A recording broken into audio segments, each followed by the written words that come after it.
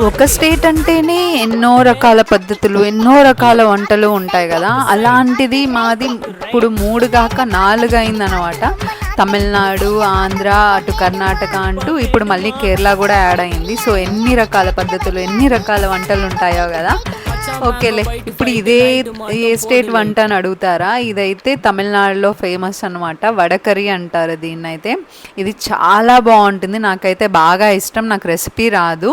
So, ఇక్కడ నాకు పెళ్లి చూపులకొచ్చిన కొత్తలో లైక్ మా హస్బెండ్, మా అత్త వాళ్ళ ఫ్యామిలీ వచ్చినప్పుడు ఈ కర్రీ మా మమ్మీ చేసి పెట్టారు. చాలా బా నచ్చింది వాళ్ళకి. సో, మా హస్బెండ్ ఎప్పుడూ అడుగుతూనే ఉంటాడు నేర్చుకో అని జెప్పి.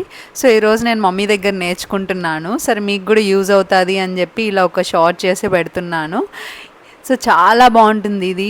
పూరీకి కానీ, దోసకి కానీ, ఇడ్లీకైనా దేనికైనా సూపర్ ఉంటది. తప్పకుండా ఒకసారి ట్రై చేయండి. అలాగే ఇంతకి మీకు ఏ స్టేట్ వంటలంటే ఇష్టం అది కూడా కామెంట్ సెక్షన్‌లో కామెంట్ చేయండి.